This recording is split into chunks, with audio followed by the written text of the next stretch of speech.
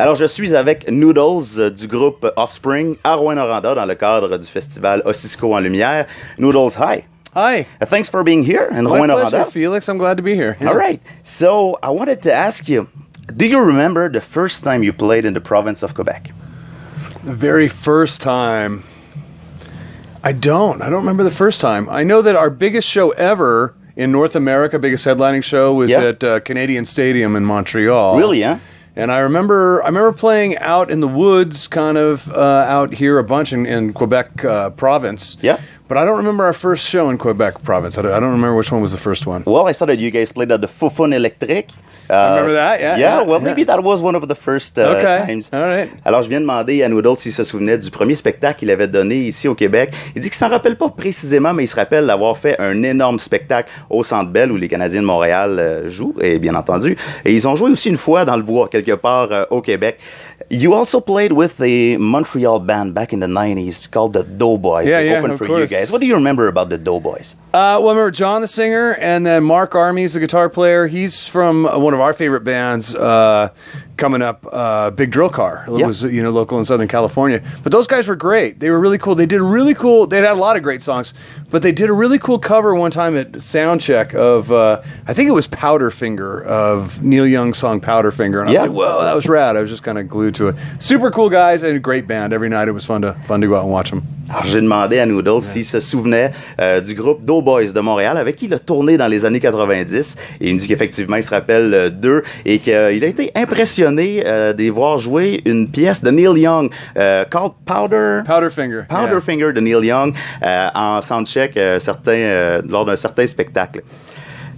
I was going through your Twitter feed. And I couldn't help but notice that something like 2 days ago you said the brand new Descendants album is one of the best albums you heard. Yeah, in Tell a me long about time. that. Yeah, it's a great record. I mean, I've been a Descendants fan since Milo Goes to College came out. What was that, 81? I love that band, and always have, and everything they do is great. Even some of the All stuff was great. Most of the All stuff was great. So when this record came out, it was kind of a no-brainer, and it sounds a little different for them, but it's definitely Descendants. Milo's voice sounds a little different to me in it, but it's still, there's some great songs. Just really cool, great songs. And Milo's one of those singers, one of the first punk rock singers that you just go, wow, this guy can sing. Yeah. It's not just screaming and yelling, hardcore, rah, rah, rah, rah, rah. He's actually got notes and melodies. Yeah. And it's like, rad, cool. But still that edge that you require of punk rock. Yeah. So, great stuff. J'ai demandé à Noodles, de me parler d'une publication Twitter qu'il a fait cette semaine. Il a dit que le nouvel album du groupe Descendants était un des meilleurs albums qu'il avait entendu depuis longtemps. Il m'a dit que c'est un groupe qu'il aime depuis très longtemps, Descendants, et que le chanteur Milo est un chanteur punk rock qui est en fait capable de très bien chanter, d'avoir des mélodies, tout en ayant le edge ou le côté punk rock important, finalement un peu plus dur à leur musique. Alors un groupe probablement important pour eux. Now, I'm going to sound like I did all of my research looking at your Twitter account, but, Okay. But I couldn't help but notice once again that you seem to tweet a lot about Donald Trump.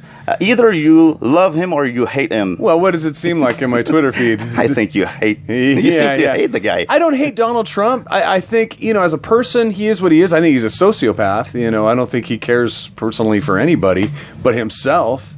But as a person, he's fine, whatever. There's a lot of people in the world like that. But as a presidential candidate, he's an embarrassment. His policies are dangerous. They're xenophobic. They're bigoted. And just stupid, plain stupid and unenforceable. And so he's an embarrassment. That's me personally speaking. I'm not speaking for the band. The whole band may or may not share that. But that's just me personally, my feelings about Donald Trump. Yeah. J'ai demandé à Noodles de me parler de Donald Trump puisqu'il a tweeté beaucoup à propos de Donald Trump au cours des dernières semaines. Bien entendu, à cause de cette campagne, donc à la direction, à la chefferie du Parti républicain aux États-Unis. Il me dit qu'il ne déteste pas l'homme en particulier, mais il dit que c'est assez gênant donc d'avoir cet homme-là faire certaines déclarations aux États-Unis. Alors effectivement, si on suit le compte Twitter de Noodles, on peut voir qu'il tweet régulièrement à propos de Donald Trump. So could that mean that if he ever gets elected, maybe Noodles will move to Canada? Yeah, well, I would like to stay and fight the good fight. You know, I'm an American, and I love my country, so I would rather kind of stay home and fight the good fight, which it would definitely need, you know, more people on the right side of that fight at home for sure. J'ai demandé à la blague à Noodles si il déménagerait au Canada si Donald Trump était élu. Il me dit non, j'aimerais mieux rester aux États-Unis, chez moi, d'où je viens, pour finalement participer à un certain combat, un bon combat, dit-il. And one last question. Could this place, Rouyn-Noranda, be one of the smallest towns that Offspring ever played? Well, yeah, except for that we've actually played like in the middle of nowhere, like in woods. You know, they've set up festivals, and I know even in Quebec province, we've played out in just like a square cut out of the forest. Yeah. You know, just a clearing that was man-made, cut out of the forest. We've played up here before. So it's one of the smallest. You know, we don't usually come to towns this small, but you know, we're not just playing for people from. How do you pronounce it? Rouyn-Noranda? You know what? Just say Noranda. Noranda? Yeah. Noranda? Yeah, exactly. Okay. It's not just people from Noranda. I mean, it's people from all over Quebec province and Ontario too, because we're right on the border, right? Yeah, so exactly. So yeah, we don't. You know, it's fun to come to places like this, though. It's it really is, and I think for the locals, it's like, whoa, the circus is in town, right? The locals have to be a little afraid. Yeah, right. So. Let me translate that.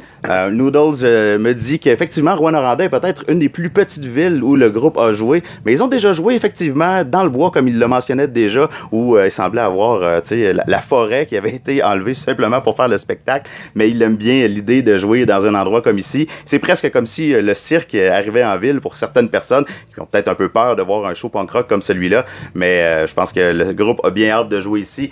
Noodles. Le cirque, is that how you say it? Le cirque? Le cirque. Le cirque. All right, yeah. Exactly. Yeah. Noodles, thank you very much. My pleasure, Felix. Merci beaucoup. It's been good. Merci. Thank you.